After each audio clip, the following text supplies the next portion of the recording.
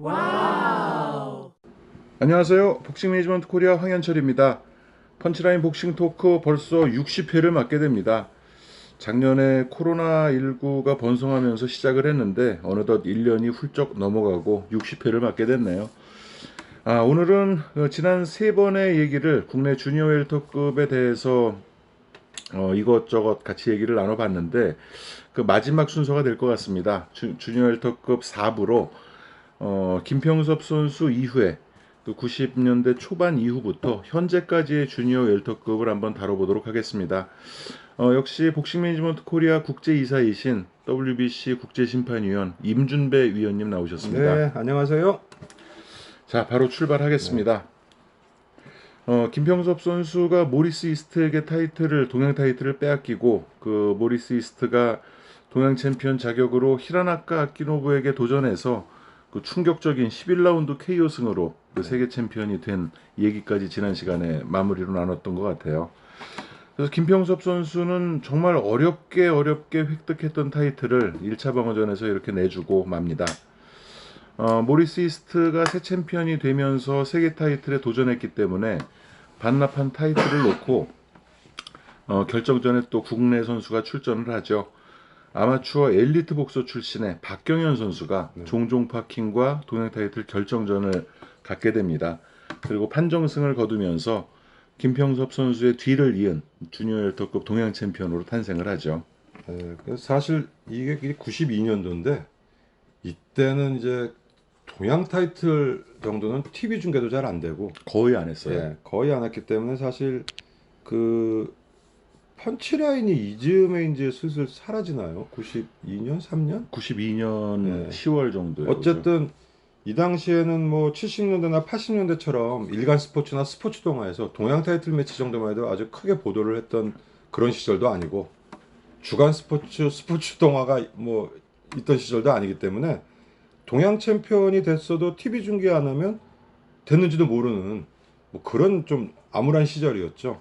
90년대 들어서는 세계 타이틀만 중계를 거의 했던 것 같아요. 그래서 저도 솔직히 박경현 선수가 동양 타이틀 따는 시합은 못 봤어요.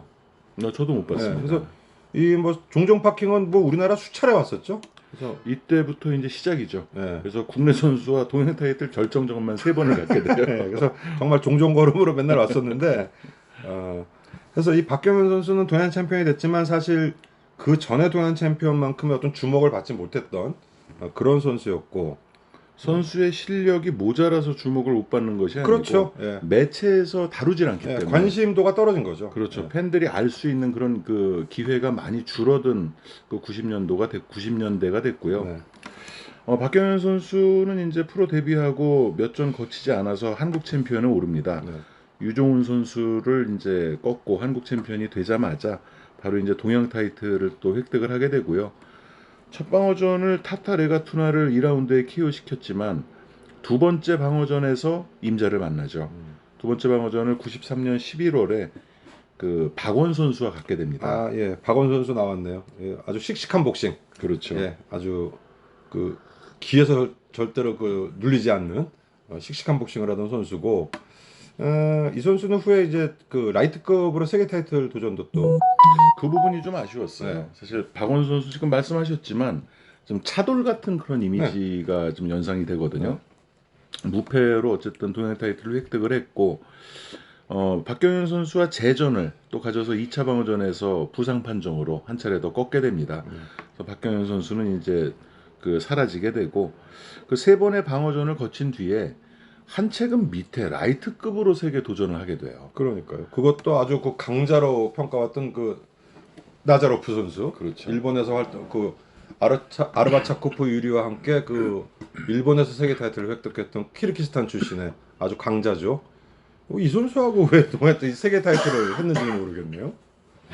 그 세계 타이틀 매치의 성사 배경은 저도 잘 모르겠습니다. 근데 이 당시만 해도 95년도에 박원 선수가 도전을 했는데 이 당시면 주니어 웰터는 뭐 차베스 이 시대 아닌가요?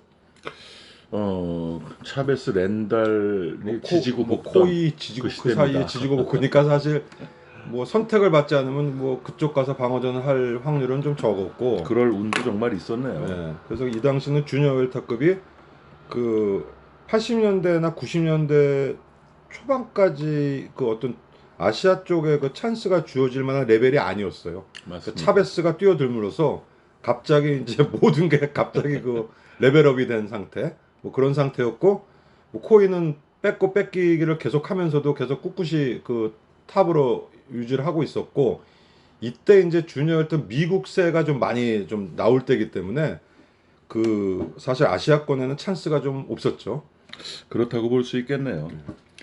그러면서 이제 라이트급으로 타이틀 도전을 하게 되는데 뭐 결과는 아쉬운 이제 2라운드에 보디블로 바디샷, 예, 네, 바디샷으로 보디블로. 그냥 뭐 그 나자로프가 레프트 보디블로의 달인이에요. 정말 그 보디블로를 송곳처럼 내리 찍는 그런 선수인데 그 주무기에 걸리고 그 말았어요. 나자로프 선수는 사실 세계 챔피언이 오르고 굉장히 많은 방어전을 했고, 뭐 미국 원정에서 그 전칠성 선수를 이겼던 까마체도 KO 시켰고 아주 굉장한 실력자였지만, 맞습니다. 사실 이 선수는 어떤 국적 때문에 불이익을 본 거죠. 더 클 수가 있었는데, 더 그 미국 시장 진출이라든지 했으면 더 큰 선수가 됐을 실력을 충분히 갖고 있는 선수라고 저는 봐요. 봤는데 일본에서 결국 방어전을 계속 하다가 뭐 비즈니스상의 문제도 있고 했기 때문에 프랑스로 팔려가죠. 그렇죠. 예. 프랑스 가자마자 집니다. 프랑스에서 나자로프 선수를 수입해서 바로 자신의 그 프랑스인인 그 장바티스트 맨디에게 도전을 시키는데, 장바티스트 맨디도 얼마 전에 그 돌아가셨어요. 아, 그렇군요. 저하고 동갑인데 돌아가셨더라고. 했는데 사실 그 시합은 뭐 보면 누가 이겼다고 그래도 별로 할 말도 없는데 그냥 바티스트의 손이 올라가고 나자로프는 그래 의뢰 알았어 그냥 뭐 약간 이런 느낌으로, 그 모티베이션이 많이 떨어진 네, 상태가 그냥 됐어요.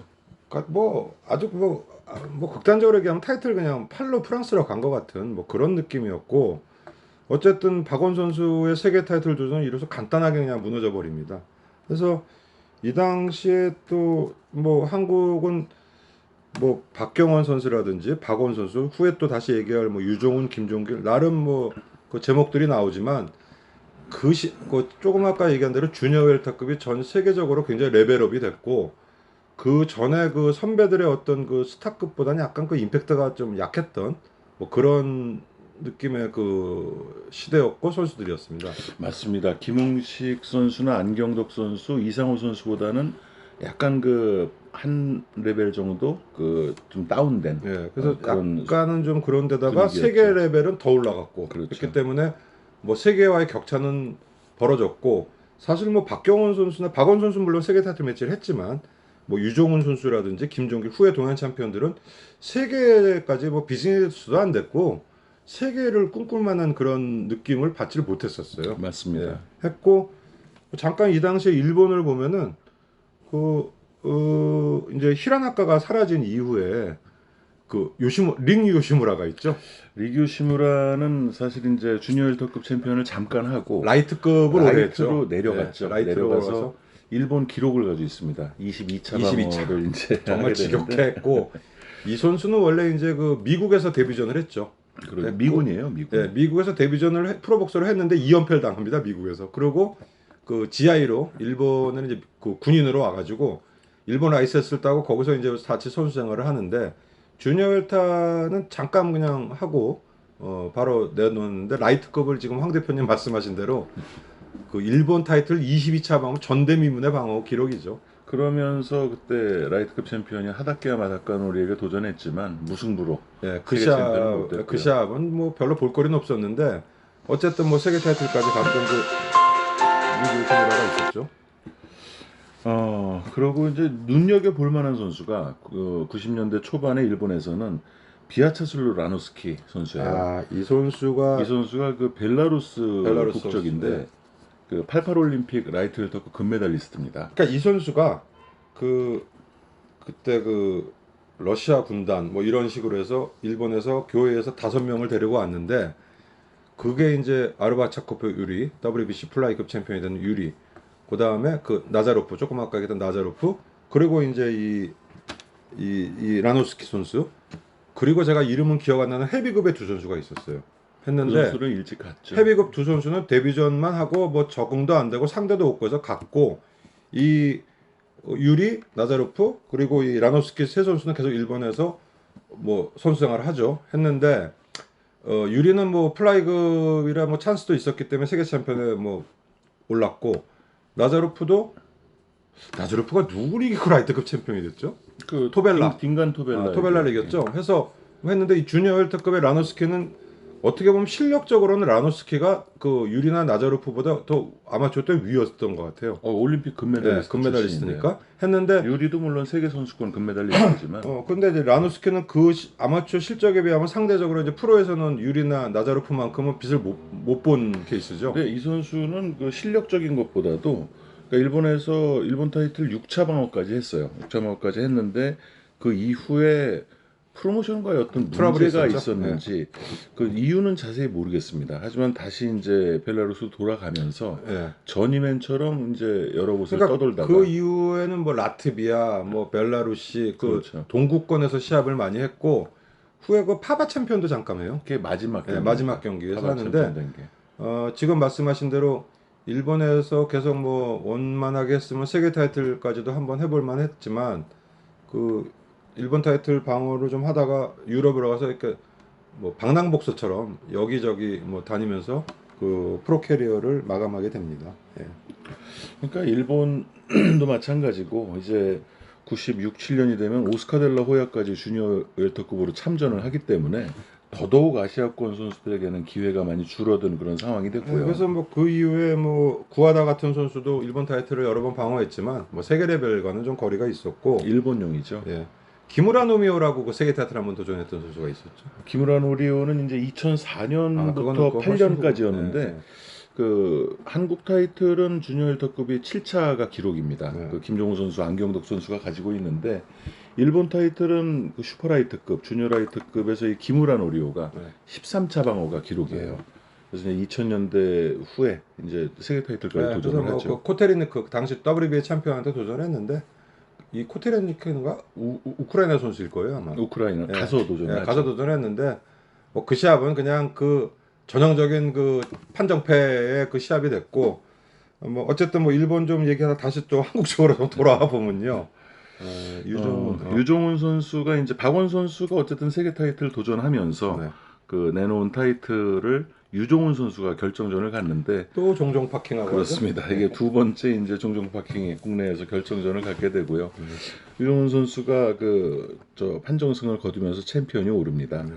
그러면서 6번의 방어에 성공을 하게 되거든요. 그래서 뭐 그 6번의 상대를 보면 딘도간노이 같은 선수는 그 나자로프의 WBA 라이트급 타이틀에 도전도 했었고, 그렇죠. 그리고 뭐 보이리가스도 굉장히 뭐 우리나라도 자주 왔던 뭐 익숙한 선수고, 해서 그 도전자의 질은 뭐 동양 랩에서는 뭐 나쁘진 않았는데, 예, 이때도 아까도 얘기했지만 동양 타이틀에 거의 주목을 못 받던 시기이기 때문에 유종훈 선수는 실적에 비해서는 뭐 지명도는 굉장히 낮았죠. 이때는 이제 중계를 해주긴 했는데 평일 낮 아니면은 밤에 녹화 중계 그리고 다 해주는 것도 아니고 그러면서 명맥이 좀 끊어지기 시작하는 그런 이제 시점이 되게 됩니다. 그래서 유종훈 선수는 그 6차 방어를 끝내고 그 몸이 상당히 안 좋았다고 그래요. 방어전을 치를 때도 계속 그 약을 먹고 뭐 감량도 엄청나게 이제 하면서 거의 그 초인적인 그런 노력으로 이제 방어전을 해왔었는데 정확한 이유는 모르겠지만 타이틀을 반납을 합니다. 그리고 이제 추후에 다시 돌아와서 김종길 선수에게 도전을 하게 되는데 유종훈 선수와 김종길 선수가 재밌어요. 그러니까 두 선수가 4번을 대결을 합니다. 근데 김종길 선수가 85년에 프로에 데뷔를 하거든요. 이 선수가 65년생으로 알려져 있는데 근데 한국 타이틀에 이제 패가 굉장히 많죠. 초창기에 패가 많고 최용수 선수와 이제 동문이면서 그 스파링 파트너를 이제 많이 해줬고요. 하지만 뒤늦게 그 실력을 찾아가면서 프로 데뷔하고 10년 만에 한국 챔피언이 됩니다. 한국 타이틀 4번째 도전 만에 이제 한국 챔피언이 되는데 한국 챔피언 되기 전에 논 타이틀에서 유종훈 선수에게 한 차례 판정패를 해요. 그리고 한국 챔피언을 한 타이틀을 유종훈 선수가 가지고 있을 때 한국 타이틀에 도전해서 또 패합니다. 그리고 동양 타이틀을 유종훈 선수가 가지고 있을 때 또 도전을 해서 그 3번째 패배죠. 그러니까 유종훈 선수가 김종길 선수를 꺾고 그 4차 방어에 성공을 하게 되는데 이제는 입장이 바뀝니다. 유종훈 선수가 타이틀을 내놓게 되니까 김종길 선수가 또 종종 파킹을 불러서 결정전을 하게 되죠. 그러니까 이 김종길 선수는 뭐 지금도 가끔 시합장에서 접할 수가 있지만 굉장히 성실한 스타일. 예, 굉장히 뭐 성실함의 대명사죠. 성실함의 대명사고 상당히 뭐 그 자기 뭐 성격대로 복싱도 그렇게 아주 타고난 탤런트는 없지만 우직하죠. 우직하고 성실한 그런 경기 운영으로 해서 그 뭐 지금 말씀하신 대로 굉장히 굴곡진 그 캐리어를 쌓았지만 뭐 결국은 다시 동안 챔피언에 오르는 그런. 그래서 동양 챔피언에 올라서 첫 방어전을 가진 상대가 유종훈 선수예요. 네. 그래서 3전 3패였는데 이 유종훈 선수를 4라운드 TKO로 꺾습니다. 그러면서 이제 동양 타이틀 1차 방어에 성공하면서 유종훈 선수와의 악연을 끊게 되죠. 그래서 유종훈 선수는 그 한두 번 더 경기를 하고 은퇴를 하고 김종길 선수는 전성기를 이때 맞게 되는데 그 두 번째 방어전은 일본에 가서 일본 챔피언을 또 여러 차례 방어했던 아라이 히사오를 7회 TKO를 시키고 이 아라이 히사오는 그 당시에는 일본에서는 뭐 나름 유망주였는데 중견급이었죠. 중견급이었지만 뭐 김종길 선수가 적지에서 그 TKO를 이끌면서 그 그렇죠. 타이틀 방어에 성공을 하죠.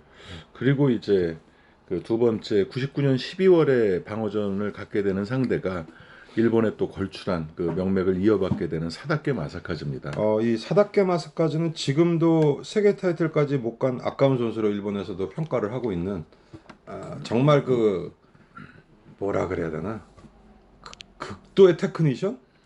스피드 스타로 불렸죠. 아주 그 정말 깨끗한 아웃복싱을 하는.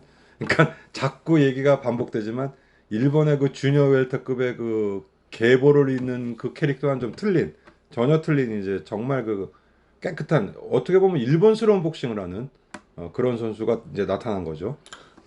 거기다 사우스포에다가 네. 또 상당히 빠르고 정말 그 일본의 주니어 웰터급을 대표하던 선수와는 180도 다른 그 형태의 선수가 나타나면서 동양 타이틀을 이제 장수를 하게 됩니다. 네. 총 9차까지 방어를 하게 되는데 이 선수가 데뷔 초기에는 별로 좋지 않았어요. 패도 2번이나 있었고 별로 주목을 받지 못했는데 동양 챔피언이 되면서 그 뭔가 이렇게 경기력이 레벨업되기 시작합니다. 그러면서 이제 그 일본 팬들의 중량급의 어떤 기대감을 안게 되고 중량급의 일본 라이벌들을 정리를 하죠. 그때 뭐 그 최용수 선수가 일본 갔을 때 동문이었던 오시마 히로나리라든지 뭐 라이트급 일본 기록을 경신했던 닉 요시무라라든지 또 세계 타이틀에 4차례나 도전했던 사카모토 히로유키라든지 이런 선수들을 다 이깁니다. 그러면서 그 테이켄에서 비즈니스를 맡게 되고 곧 세계 타이틀을 갈 수 있을 것이라는 어떤 그 기대가 있었는데 마지막 관문을 넘지 못했어요. 네. 그러면서 이제 카를로스 마우사한테 이제 뭐 후에 판정을 리케이튼하고도 하고 뭐 세계 그렇죠. 타이틀까지 했던 마우사를 못 넘기고, 이 당시에 사다케는 마우사를 넘겼으면 요 시대는 또 아까 얘기한 90년대 초중반보다는 또 주니어 다르죠. 웰터급이 많이 떨어진 맞습니다. 저거고, 이제 뭐 타이틀이 뭐 계속 이동을 하고 미국 뭐 WBO 쪽이나 다 고만고만한 선수들이 왔다 갔다 하던 그런 시기였기 때문에 사다케가 마우사의 벽을 넘었으면 일본 쪽에 뭐 누가 됐든 불러왔으면 뭐 나름 승산이 있었던 그런 선수였는데 이 선수는 지금도 일본 가면 좀 굉장히 아까운 선수로 그렇죠. 그 근간에 있었던 그 중량급 선수 중에 굉장히 아까운 선수로 보는 그런 경향이 많더라고요. 테크닉의 그 레벨이 참 하이 레벨이었고 박한영 선수가 이제 김정범 선수를 한국 타이틀전에서 이기고 네. 그때 김정범 선수가 물론 군 복무 중이긴 했어요. 네. 그래서 1년 만에 가진 경기였었는데 박한영 선수가 그런 김정범 선수를 이기고 한국 챔피언이 되면서 사다케에게 도전할 때 기대가 많았거든요. 그러니까요. 예. 하지만 원펀치에 KO가 됩니다. 8라운드에서 KO가 되고 그래서 이런 사다케 마사카즈가 결국 이제 마우사에게 막히면서 그 세계 도전은 또 좀 멀어지게 되고 의욕도 좀 떨어질 때였는데 그러면서 10차 방어 상대로 김정범 선수가 그 가게 되죠. 자, 이제 김정범 선수가 나오네요. 그래서 그 2000년대가 넘어서면서 사실 우리나라의 그 슈퍼라이트급 주니어 웰터는 그 두 명의 그 걸출한 스타가 있었죠. 한 선수가 이제 그 후에 나올 김민욱 선수. 그리고 이제 이 김정범 선수가 사실 이 당시로선 드물게 세계 타이틀까지도 가능하게 보이던 그렇죠. 예, 그런 선수였죠. 예. 주니어 1톱급 국내 복서 중에서 가장 하드 펀처를 꼽으라면 저는 김정범 선수를 꼽고 싶습니다. 예, 예. 그렇죠. 그래서 이게 그 사다케 마스카즈와 경기를 가진 때가 2004년 10월 18일인데 네. 이날이 이제 OPBF 더블 이벤트로 일본에서 벌어졌었고 네. 이날 이제 정대은 심판위원께서 그 안타깝게 별세하는 일이 있었는데 네. 그 얘기 좀 해주시죠. 뭐 그 얘기는 뭐 여러 번 했지만 이때 이제 정대은 그 우리 선배님은 그 데이빗 정으로 그 WBC에서 그 심판 부장도 하셨고 뭐 그 세계 타이틀이라든지 뭐 많은 그 경력을 갖고 계셨는데 이 당시가 조금 그 오버페이스가 되셨어요. 그래서 이 전에 그 영국에서 WBC 총회를 갔다 오시고 바로 또 2주인가 있다가 태국 시합에 또 심판을 보러 가시고 또 다시 한국에 오셔가지고 또 한 2주 만에 이 시합을 나간 겁니다. 그래서 이때 이제 지금 말씀하신 대로 동양 2대 타이틀 매치였는데 그 이제 김정범 선수의 시합을 보시고 젖지를 보셨죠. 젖지를 보시고 그 다음에 주심으로 올라가신 게 슈퍼미들급이었나요? 미들급 미들급이죠. 그래서 사키오 미카와 그 일본 선수는 이름이 기억이 안 나네. 그 일본 선수 아라키. 근데 이 사키오 미카가 물론 나중에 세계 타이틀까지 하는 호주의 흑인 선수죠. 정말 시합 더럽게 하는 선수예요. 크린치에 푸싱이 많은데 이 시합이 진짜 크린치 푸싱 엎어지고 자빠지고 굉장히 그 몸싸움이 많았던 시합인데 이 시합 주심을 보시고 굉장히 피로하시다 그러고 시합 후에 이제 했는데 정말 이날 그 김정범 선수의 승리는 아무도 예상치 못한 그런 아주 쾌거였기 때문에 나름 이제 한국 선수단이 시합 끝나고 다 같이 그 식사를 하러 갔는데 가슴 쪽이 좀 많이 아프다고 좀 이렇게 막 쑤신다 그러니까 대수롭지 않게 생각을 하고 그래서 아유 난 밥 좀 좀 그만 저거 하고 옆방 가서 좀 누워 있을게 하고 이제 옆방으로 가셨는데 이제 챔피언 이기고 하고 떠들다가 가만히 생각하니까 가시고 기척이 없어서 가보니까 이미 좀 그 심장 어택이 온 거죠. 그래서 좀 늦어가지고 바로 그냥 병원으로 갔지만 이미 좀 늦어서 거기서 그 운명을 하신 좀 굉장히 좀 비극적인 하지만 지금도 우리가 얘기할 때 심판복을 입고 돌아가셔서 진짜 평생 심판이신 그리고 우리나라의 어떤 심판의 어떤 레벨을 또 거기다 세계적으로 어떤 우리나라 심판의 위상을 굉장히 올리셨던 분이신데 이분이 지금 돌아가신 게 2004년도면은 이 당시에 제 나이셨어요.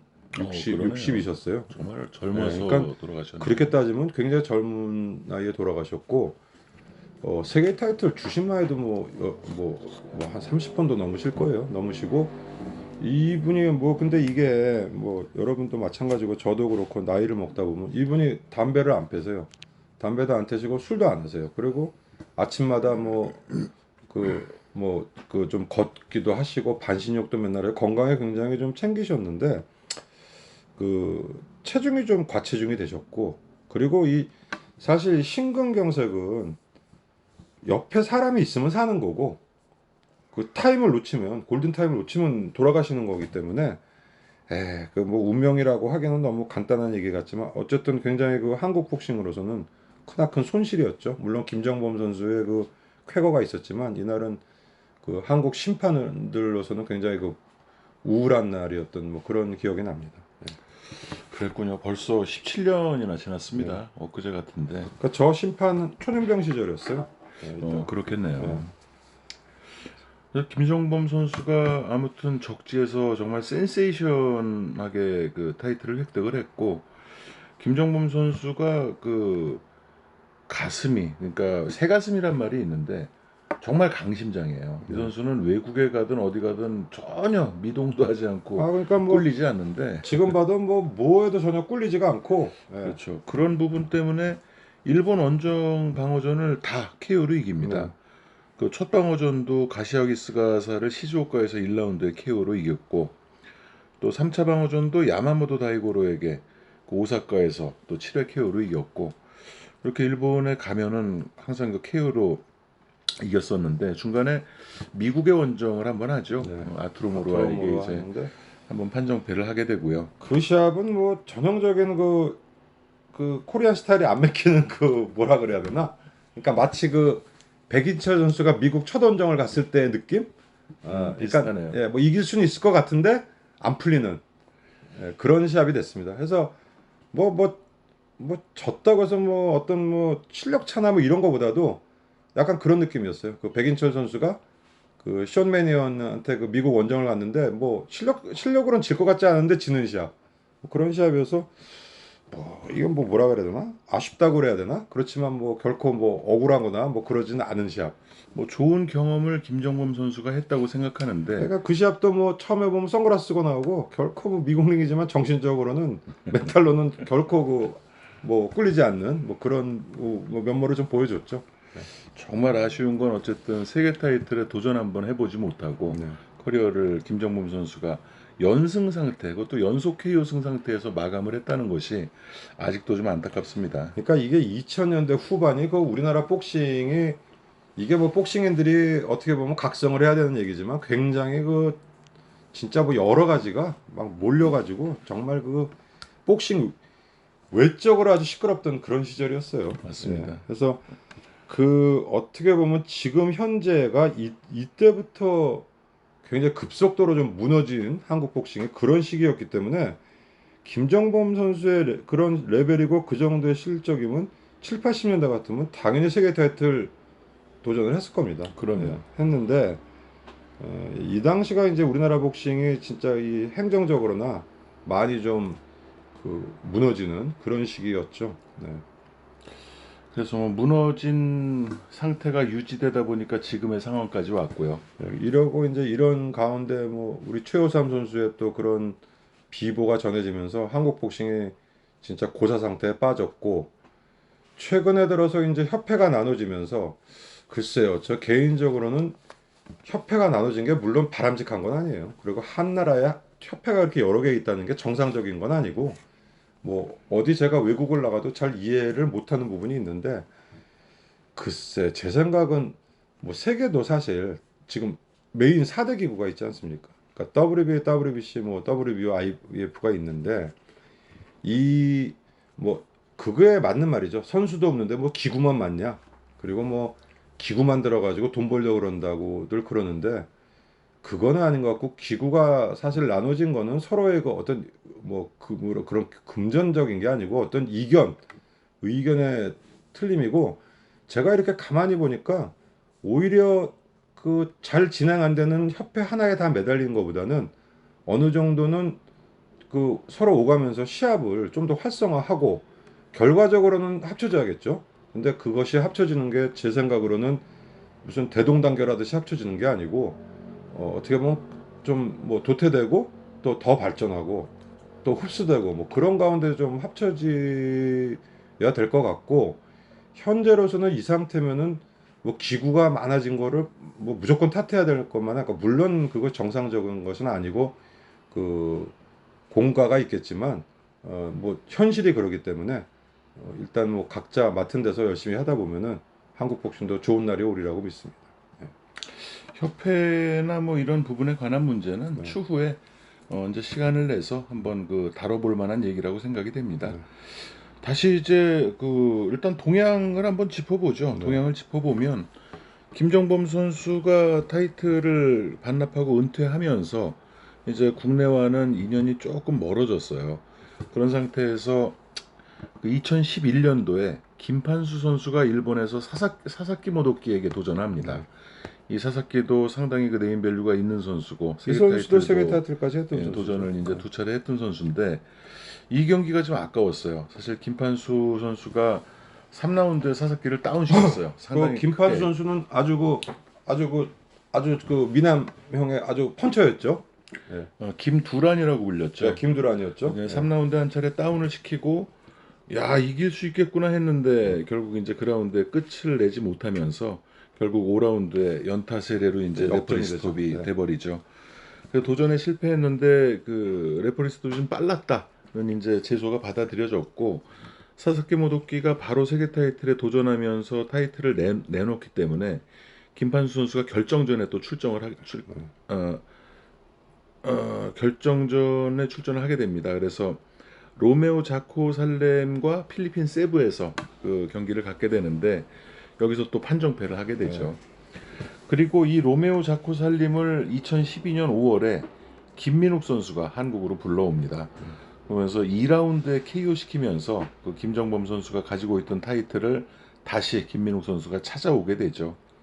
그 이후로 김민욱 선수가 일본 원정 방어전까지 성공을 하면서 도합 4차례의 방어에 성공을 해요. 그래서 이 김민욱 선수는 그러니까 근간에 이제 우리나라 선수 중에 그 굉장히 그 감각 있는 복싱. 그렇죠. 예. 그리고 그 전에 좀 어느 정도 선수보다도 더 그 복싱 그 어떤 재질이 있던 선수. 그래서 사실 김민욱 선수는 그 어려운 가운데도 KBC에서도 굉장히 공을 들였어요. 그래서 그렇죠. 그 동양 타이틀 매치도 사실 그 지금도 마찬가지지만 이 당시 2000년대 초반도 동양 챔피언 사실 불러와서 하는 것조차 힘겨웠던 그런 현실이었는데 어쨌든 불러와서 했고 WBC 4위까지 랭킹이 올라갔죠. 그래서 그 파키아오가 마카오 시합을 할 때 그 파키아오 팀에 스파링 파트너로 합류한다는 그런 뭐 플랜도 있었고 네, 언론 기사에도 예, 나왔습니다. 그리고 뭐 그게 잘 되면 미국 진출까지도 바라보는 뭐 그런 저거고 이 당시에 이제 WBC 현재도 뭐 집행위원이시지만 그 이원복 고문님께서 김민욱에는 WBC 챔피언 한번 만들어 보자 했기 때문에 그 뭐 총회라든지 가가지고 그 김민욱에 대한 그 어떤 캐리어로 굉장히 어필을 해서 그 당시에 뭐 WBC 4위면은 근간에 아마 우리나라 세계 랭커로는 가장 높이 올라갔던 것 같습니다. 했지만 뭐 아는 분은 아시고 뭐 모르시는 분은 모르시겠지만 뭐 예기치 못한 어떤 그 일로 말미암아 복싱 생활이 갑자기 중단이 된 그런 상태가 된 거죠. 저도 내막은 몰라요. 내막은 모르는데 동양 타이틀을 포기하고 미국으로 진출을 해서 미국에서 몇 차례 3연승인가요? 4연승인가요? 근데 그게 이겼죠. 이겼는데 뭐 이렇게 시합을 보면 거의 뭐 로컬 시합 같은 뭐 그런 시합이었고 뭐 이 메이저는 아니었던 것 같고 김민욱 선수는 이 당시에 만약에 파키아오의 그 팀에 합류를 하고 동양의 타이틀을 한두 번 방하면 무조건 세계 타이틀 도전을 시킨다고 얘기가 있었어요. 있었고 이 당시에 내가 세계 챔피언이 누군지 모르지만 할만했었어요. 하가 그때 얘기를 듣고는 할만을 했었고 그래서 그 당시에 뭐 가서 하든 뭐 부를 수 있으면 부르든 세계 타이틀은 뭐 이기든 지든 시킨다 뭐 이런 어떤 그런 플랜이 있었는데 아니 이 당시에 세계 챔피언이 누구든 간에 네. 해볼 만한 그런 기량을 김민욱 선수가 갖췄어요. 네. 그리고 뭐 경쟁력이 있었거든요. 그리고 뭐 그 이와부치 선수 같은 시합을 하는 거 보면 굉장히 그 진짜 세계적인 수준의 그런 그 기술을 보였기 때문에 그리고 그 특히 그 뭐 이 시합은 저도 심판으로 뭐 그 시합을 제가 심판 보고 나서 호소가와 발렌타인 같은 선수는 일본에서도 그 중견급이지만 굉장히 터프한 선수였거든요. 그렇죠. 근데 상당히 그 호소가 같은 선수를 이기는 시합은 시합 내용도 좋았고 했기 때문에 그 당시에 WBC 4위까지 올랐고 해서 어쨌든 세계도전 플랜을 갖고 있었는데 뭐 지금 황 대표님 말씀하신 대로 자세한 내막은 우리가 뭐 알 필요도 없고 아는 사항도 뭐 굳이 그게 신빙성이 있는지 없는지 모르기 때문에 얘기를 안 하지만 어쨌든 갑자기 그 어떤 복서 생활이 중단이 된 좀 안타까운 뭐 나름 다 사정이 있겠지만 그냥 객관적으로 봤을 때는 굉장히 안타까웠던 선수 뭐 그렇게 기억이 납니다. 맞습니다. 미국에 가서 뭐 어떤 형식이든지 가서 좀 성공을 했으면 좋았을 텐데 또 예기치 못한 부상 때문에 다시 한국에 지금 돌아와 있거든요. 네. 그렇게 커리어가 끝나게 돼서 요즘 뭐 유튜버로 활동을 좀 다시 하고 있고 그런 것 선수를 지금 키우고 있어요. 예. 지금 그 제자들을 키우고 예, 있고 예. 조만간 아마 김민욱 선수의 제자들이 그 프로 무대에 그 선을 보이게 될 겁니다. 기대가 좀 많이 돼요. 체계적인 그런 플랜을 가지고 선수들을 지도하고 있는 거를 봤습니다. 이제 김민욱 선수가 타이틀을 그 반납을 하면서 그 이후로는 이제 한국에 쭉 기회가 없었죠. 그러다가 재작년에 그 전규범 선수, KBF의 슈퍼라이트급 챔피언이었던 전규범 선수가 당시 지금도 현재 OPBF 슈퍼라이트급 동양 챔피언이에요. 일본의 리키 나이토, 캐셔스 나이토의 아들인 네. 그 리키 나이토를 한국으로 불러들여서 동양 타이틀에 도전을 했었죠. 최근의 동양 타이틀 매치입니다. 이 시합은 사실 리키 나이토가 그렇게 강자는 아니에요. 그래서 원래 리키 나이토는 뭐 저도 일본에서 동양 타이틀 젖질 한번 봤지만 주니어 라이트급 선수예요. 그렇죠. 네, 슈퍼 배더급 선수인데 그 누구죠? 오가와의 어떤 라이벌 형식의 그 타이틀 시합에서 2연패를 하고 체급을 2체급을 올립니다. 해서 했는데 솔직하게 말씀드리면 이 정규범 시합은 좀 실망적이었죠. 그래서 리키 나이토 정도면 한국에 데리고 오면 어느 정도 승산이 있다고 생각을 했는데 결과적으로는 이 시합을 본 제 느낌은 정규범 선수가 리키 나이토에 대한 대처가 없었다. 경험이 너무 좀 짧았던 예. 것 같아요. 그래서 국제전 경험이라든지 그런 경험이 짧아서인지 그 동양 타이틀을 그 어려운 상황에서 유치를 하면은 거기에 대해서 그 스텝진이나 선수 자신이 어떤 대처를 해야 되는데 그 시합만 놓고 보면 별다른 대응책을 안 갖고 시합에 임했던 것 같은 느낌. 물론 뭐 나름대로 연습도 했겠지만 그런 느낌으로 좀 실망스러운 시합이 됐죠. 맞습니다. 그래서 어쨌든 그 타이틀 도전에는 실패를 하고 네. 지금도 준비를 하고 있지만 코로나 때문에 현재 시합을 갖지 못하는 상태고요. 네. 뭐 코로나가 어느 정도 잠잠해지면 다시 팬들 앞에 모습을 보일 걸로 생각이 됩니다. 그리고 한국 챔피언들을 한번 돌아보면 네. 그 기억에 남는 선수들이 좀 많아요. 2000년대 들어서는 그 정경석 선수 혹시 기억하시나요? 뭐 고령의 그렇죠. 그 지금도 중국집 하고 계신지 모르겠네. 그 상당히 큰 중국집을 네. 경산에서 그냥 운영하면서 말이 중국집이지 그 네. 굉장히 규모가 큰 중국집으로 알고 있고 그렇죠. 그래서 이 선수는 뭐 시합 자체가 그 연령에 맞는 어떤 그 노련함 뭐 이런 저거고 상당히 뭐 그 특이한 그 캐릭터였죠. 그래서 데뷔 자체를 30대 그가 훌쩍 지나서 해서 네, 신인왕전에서 준우승을 했고 네, 그리고 김용성 선수와 결정전을 해서 2004년 11월에 한국 챔피언이 되는데 그 당시까지 한국 최고령 그 그렇죠. 챔피언 기록을 네. 썼죠. 그랬는데 이제 김용성 선수와의 재전에서 타이틀을 다시 뺏겼고 김영선 선수는 좀 우직한 스타일. 김용성 선수가 아깝죠. 네. 이 선수가 한국 챔피언이 된 후에 그 WBO 아시아 퍼시픽 그 슈퍼라이트급 챔피언이 됩니다. 그 2007년 2월에 롯데 호텔에서 그 마크 제이슨 멜리겐 선수를 KO 시키고 네, 네. 챔피언이 돼서 필리핀에 가서 두 차례 방어를 모두 KO로 성공을 해요. 근데 첫 방어전에서 그 개최 실격을 하면서 타이틀은 박탈당했지만 KO승을 했고 그다음에 방어전은 아니었죠. 두 번째는 이제 WBO 인터콘티넨탈 타이틀 매치를 또 필리핀에서 KO승을 거두면서 챔피언이 됐는데 이후의 커리어가 좀 어쨌든 이어지지를 못했어요. 이어지질 못하고 마무리가 돼서 기억에 좀 남고 오두석 선수가 이제 그 상당히 강렬한 임팩트를 줬었는데 이 선수가 김용성 선수가 타이틀을 반납하면서 2007년 5월에 그 정호평 선수와 결정전을 갔습니다. 근데 킥복싱 세계 챔피언 출신이에요. 네. 너목보에 나와서 한번 그 선을 보인 적도 있고 현재는 또 그 오스타짐 관장으로서 또 로드 FC 선수로서 아직도 활동을 하고 있는데 이 선수가 그 프로에 데뷔하면서 데뷔 전부터 3연속 1회 KO승을 거둬요. 네. 그리고 세 번째 경기가 한국 타이틀 매치입니다. 그러니까 3연속 1회 KO승으로 그 프로 데뷔부터 한국 타이틀을 차지했던 선수는 이 오두석 선수가 유일합니다. 하지만 그 이때부터 어떤 선수들의 시합의 텀이 불규칙적이고 그 계획을 할 수 없는 그런 일정이 잡히다 보니까 한참 기다렸다가 원정 가서 그 한 번 시합하고 커리어를 마감을 하죠. 이때만 해도 이제 프로 같지 않은 프로가 된 거죠.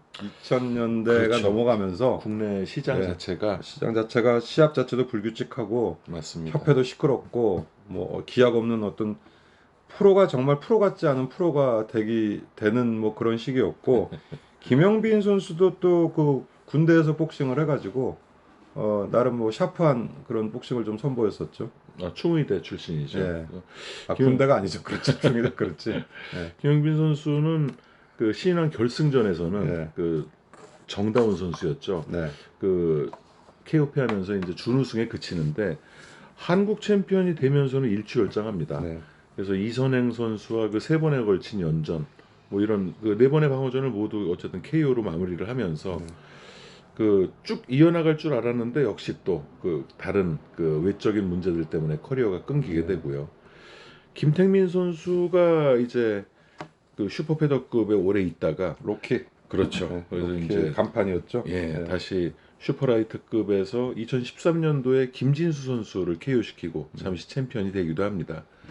그리고 이제 나타난 선수가 구자익 선수인데 아마추어에서 걸출한 성적을 냈었고 이 선수가 김택민 선수를 7회 KO시키고 한국 챔피언이 되면서 3전 3승 3KO가 됐는데 굉장히 매력적인 이 실력을 보여줬어요. 선수 그 챔피언 될 때 그때도 제가 있었는데 이 선수는 요즘 선수 중에는 굉장히 걸출해 보였는데 뭐 현실 앞에 뭐 복싱을 포기한 거라고 봐야 되나요? 뭐 바로 은퇴를 하더라고요. 그렇죠. 이 선수도 그냥 이 상태에서 커리어가 끊겼기 때문에 네. 정말 그 유망한 선수들이 더 경기하는 모습을 볼 수 있었으면 어디까지 갈지 참 이 궁금했거든요. 구자익 선수 시합 처음에 했을 때 야 이거 저 하나 나타났다 뭐 이런 그 복싱 관계자들도 많았는데 그렇죠. 의외로 그 짧은 캐리어로 그냥 마감을 해버려가지고 좀 맞습니다. 아쉬움을 남기게 되죠. 네. 그리고 이제 원우민 선수가 그 KBC가 있을 때 그 마지막 그 슈퍼라이트급 챔피언이었고 나중에 저희 그 KBM 챔피언도 하고 그렇죠. 네. 근데 원우민 선수는 원펀치였죠. 지금도 유튜브 하죠. 예. 펀치? 펀치. 뭐 유튜브 제목도 원펀치지만 네. 이 선수의 경기 스타일도 원펀치라서 일본에 가서도 원펀치로 KO승을 거두고 그러니까 이 원우민 선수는 시합을 좀 포인트에 쥐고 있더라도 한 방에 뒤집어 버리는 게 있어가지고 그 타이밍을 맞추는 능력이 참 탁월해요. 그래서 뭐 WBA 아시아 챔피언까지 이제 하기도 했는데 안타깝게 어쨌든 더 커리어를 이어나가지는 못했어요. 못했고 이제 거의 마감이 됐고 지금 현재 챔피언은 정민호 선수입니다. 네. 이 선수도 아마추어 출신으로 상당히 그 기량이 좋은 선수고 7월 3일에 WBC 아시아죠. 네, 실버 타이틀 매치를 실버 그 한 체급 올려서 웰터로 하죠. 그 타이틀 매치가 예정돼 있습니다. 네, 강산체육관의 제왕국 선수와 그렇죠. 하는데 이 시합은 재밌을 것 같고 맞습니다. 이게 이렇게 보면은 2000년대 이후에도 좋은 제목들은 있었는데 많았죠. 현실 때문에 그냥 복싱을 포기해야 하는 어떤 그 캐리어의 뭐 패배라든지 이런 거보다는 더 이상의 어떤 비전을 볼 수가 없기 때문에 그 캐리어를 마감하는 아쉬운 선수들이 많았고 그러니까 먹고 사는 문제가 더 급하다 보니까 그 부분이 해결이 안 돼서 그 시합을 더 갖지 못하는 선수들이 많은 것 같아요. 그래서 이게 우리나라도 언제가 될지 모르지만 복싱계가 좀 정리가 되고 좀 자금도 들어오게 되면은 사실 우리나라가 이 격기에 강한 민족이에요. 아주 강하죠. 네, 강하고 현재 일본의 복싱을 보면은 일본이 그 정도 성장을 했으면 우리나라도 그냥 이어갔으면 일본보다 훨씬 더 그 유명한 더 우수한 선수들이 많이 나왔을 텐데 그 제목들은 뭐 좋은 제목들이 많았지만 중도 포기도 하고 또 요즘 같으면은 이제 뭐 다른 어떤 격투 쪽 종목으로 가는 선수도 있고 해서 하루빨리 좀 복싱계가 좀 일단은 뭐 프로복싱은 돈이죠. 그러니까 그렇죠. 자금이 어떻게든지 좀 마련이 되고 선수들이 선수 생활하면서 좀 미래를 볼 수 있는 그런 시기가 와야지 좀 더 또 캐리어가 더 길게 가고 또 레벨이 올라가는 그런 선수들이 나올 거라고 믿습니다. 그래서 그리고 일본도 사실은 주니어 웰터는 이제 그 사다케 이후는 별로 맥이 끊겨가지고 그 이후에는 뭐 특출난 선수가 없고 그 저하고 친한 그 미사코짐에서 한참 그 희망에 부풀던 그 오바라라고 있죠. 한 체급 올렸잖아요. 네, 오바라에 있다가 이제 그 미사코 저하고는 담배 친구 미사코가 처음으로 자기가 세계 챔피언을 만들겠다 그러는데 그 주니어 웰터급으로는 그 러시아의 원정 가가지고 IBF 타이틀이죠. 그래서 그 트로야노브스키 선수에게 2라운드에 정말 기절을 합니다. 기절을 했는데 그 시합 끝나고 봤더니 뭐 미사코 지금 회장은 막 웃으면서 뭐 또 기회가 있겠지 그랬는데 지금 웰터로 다시 재기를 했죠. 그리고 현역 뭐 동양 챔피언 아까 얘기했던 리키 나이토 이 선수는 사실 뭐 세계를 보기는 좀 역부족인 것 같고 해서 일본도 현재는 뭐 많은 강자들이 있지만 주니어 웰터는 그렇게 뭐 눈여겨볼 만한 선수는 현재는 없는 것 같아요. 네. 그래서 예, 뭐 일본에도 경량급의 인재들이 몰려 있고 네. 중량급은 사실 세계를 볼 수 있는 그런 그 선수들은 좀 드문 것 같습니다. 현재는.